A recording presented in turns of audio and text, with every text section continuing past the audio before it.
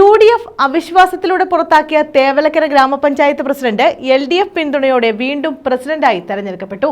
13ാം വാർഡംഗം S സിന്ധുവാണ് പ്രസിഡന്റായി തെരഞ്ഞെടുക്കപ്പെട്ടത്. LDFനെ കൂടാതെ കോൺഗ്രസിലെ 2 അംഗങ്ങളും സ്വതന്ത്രനും സിന്ധുവിനെ പിന്തുണച്ചു. UDF അവിശ്വാസത്തിലൂടെ പുറത്താക്കിയ തേവലക്കര ഗ്രാമപഞ്ചായത്ത് പ്രസിഡന്റ് LDF പിന്തുണയോടെ വീണ്ടും പ്രസിഡന്റായി തെരഞ്ഞെടുക്കപ്പെട്ടു. 13ാം വാർഡംഗം S സിന്ധുവാണ് വീണ്ടും തെരഞ്ഞെടുക്കപ്പെട്ടത്.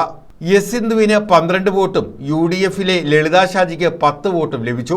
CPI അംഗത്തിന്റെ വോട്ട് അസാധുവായി. പട്ടികജാതി സംവരണമായതിനാൽ LDFന് പ്രസിഡന്റ് സ്ഥാനാർത്ഥി ഇല്ലായിരുന്നു. തേവലക്കര ഗ്രാമപഞ്ചായത്തിലേക്ക് നടന്ന പ്രസിഡന്റ് തെരഞ്ഞെടുപ്പ് ആകെയുള്ള 23 vote 12 vote Shrimati Sindhu S നേടുകയും 10 വോട്ട് ലളിത K നേടുകയും 1 വോട്ട് അസാധാവുകയും ചെയ്തു.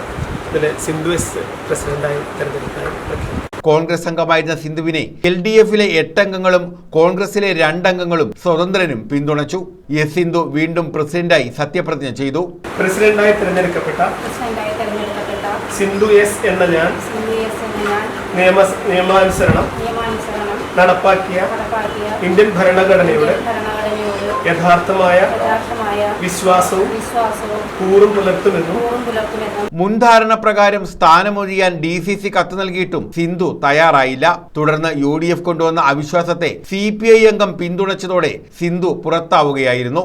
എന്നാൽ അവിശ്വാസത്തെ പിന്തുണച്ച കോൺഗ്രസിലെ standing committee chairman P. Philip വിട്ടുനിന്ന സ്വതന്ത്രൻ അനസ്നാ തയ്യത്ത്, കോൺഗ്രസിലെ standing committee chairperson U. Fathima Kunju എന്നിവർ LDFനൊപ്പം ചേർന്ന് സിന്ധുവിനെ പിന്തുണയ്ക്കുകയായിരുന്നു. തെരഞ്ഞെടുപ്പ് കഴിഞ്ഞ് പുറത്തിറങ്ങിയ P. ഫിലിപ്പിനെതിരെ ചില കോൺഗ്രസ് അംഗങ്ങൾ പ്രതിഷേധിച്ചത് സംഘർഷത്തിനിടയാക്കി.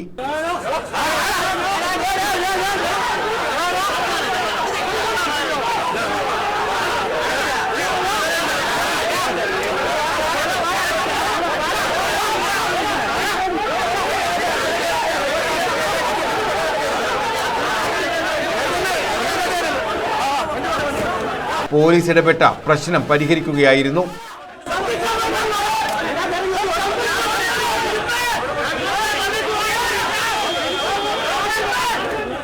Taluk statistics officer TG Varghese, inspector U. Sreejith എന്നിവരായിരുന്നു തെരഞ്ഞെടുപ്പ് നിയന്ത്രിച്ചത്. Karunagappally ACP Anjali Bhavana, ഇൻസ്പെക്ടർമാരായ S. Sujathanpillai, A. Shah Jahan എന്നിവരുടെ നേതൃത്വത്തിൽ വൻ പോലീസ് സംഘവും സ്ഥലത്തുണ്ടായിരുന്നു. News bureau, Chavara.